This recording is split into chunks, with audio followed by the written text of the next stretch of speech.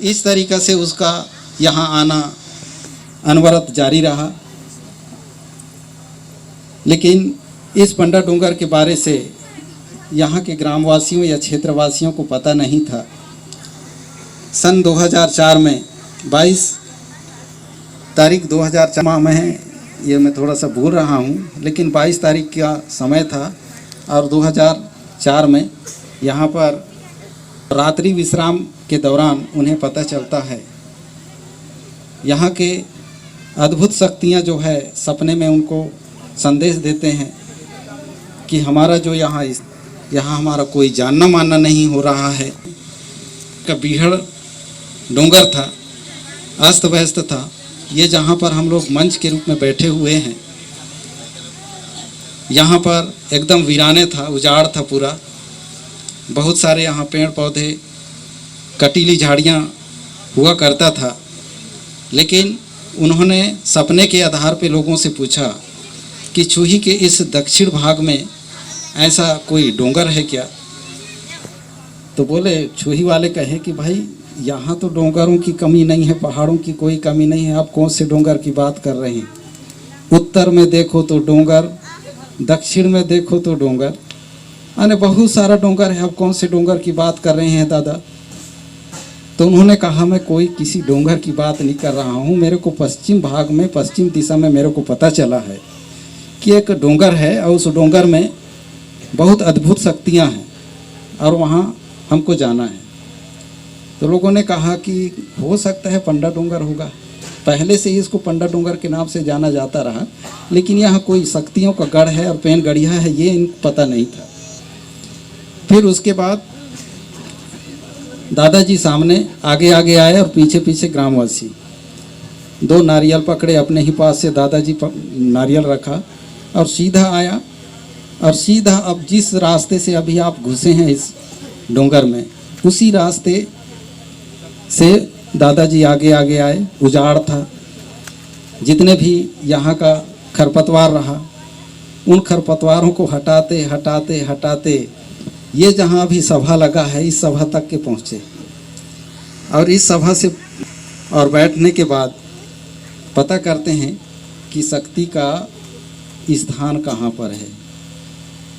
अभी सभी लोगों ने उस शक्ति का दर्शन किए होंगे, गए भी होंगे वहाँ पर, अपना आस्था और श्रद्धा का एक प्रकार का आप लोग अपना याचना किए होंगे, कुछ मनौती मांगे होंगे।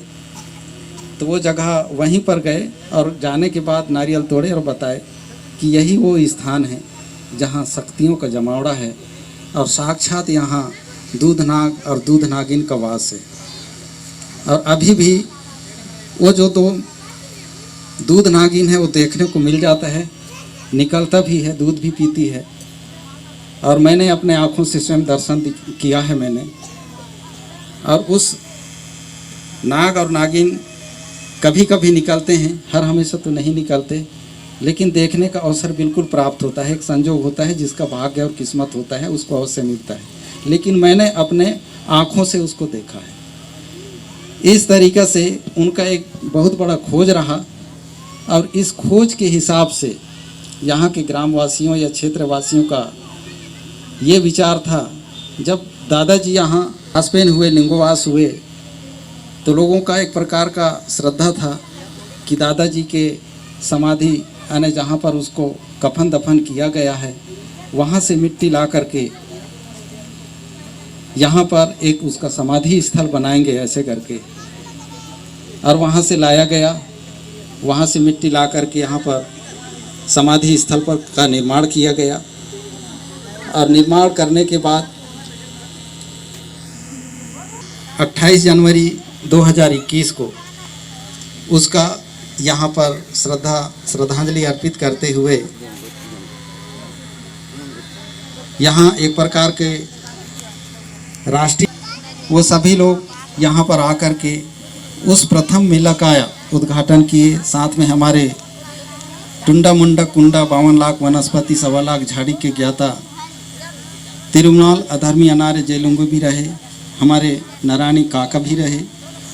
इस तरीक़े से इस क्षेत्र के तमाम जितने भी गुणवाना समाज है, ये हमारे गोंडवाना का ऐसा धरोहर है जिसको हमको बचाना है और समझना है और इसके इतिहास को जीवंत और जीवित रखने हिसाब से यहाँ पर एक प्रकार का कार्यक्रम का आयोजन पिछले वर्ष से प्रारंभ हुआ है और ये क्षेत्रीय कार्यक्रम या क्षेत्रीय मेला नहीं है। लोगों को घोषणा करके गए हैं कि ये जो रहेगा, जिस तरीके से अमरकंटक में राष्ट्रीय स्तर का मेला का आयोजन होता है, दलदल कुही कचारगढ़ में राष्ट्रीय स्तर का मेला होता है, इसी तरीके से हमारा ये पंडा डूंगर दूधनाग थाना का भी राष्ट्रीय स्तर का मेला पूरे भारतवर्ष का मेला लगेगा। मैं एक बार जोरदार ताली चाहूँगा इसके लिए कि हर एक जिला, हर एक प्रांत, सभी जगह से, चूँकि अभी समय को ध्यान में रखते हुए कोविड-19 के चलते, विषम परिस्थिति के चलते ये कार्यक्रम थोड़ा सा धूमिल हुआ है। क्योंकि यहाँ पर बहुत बड़े टारगेट रख कर के इस मेला का आयोजन होने का एक प्रकार का निर्णय लिया गया था। इस क्षेत्र के जितने भी जनप्रतिनिधि हैं उन लोगों का भी विशेष यहाँ पर सहयोगात्मक समर्थन मिला हुआ था कि हमारा ये क्षेत्र है और इस क्षेत्र में जो पंडा डूंगर जिला कबीरधाम में 144 धारा और हमारे शासन प्रशासन द्वारा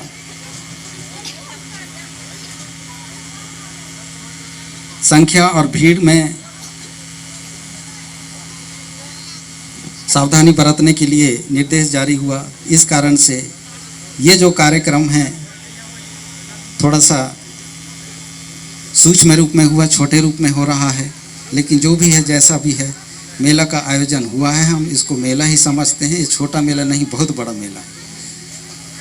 और ज़्यादा ना बोल करके, चूँकि समय का अभाव है और समय के अभाव के हिसाब से मैं अपने यहीं पर विराम देता हूँ।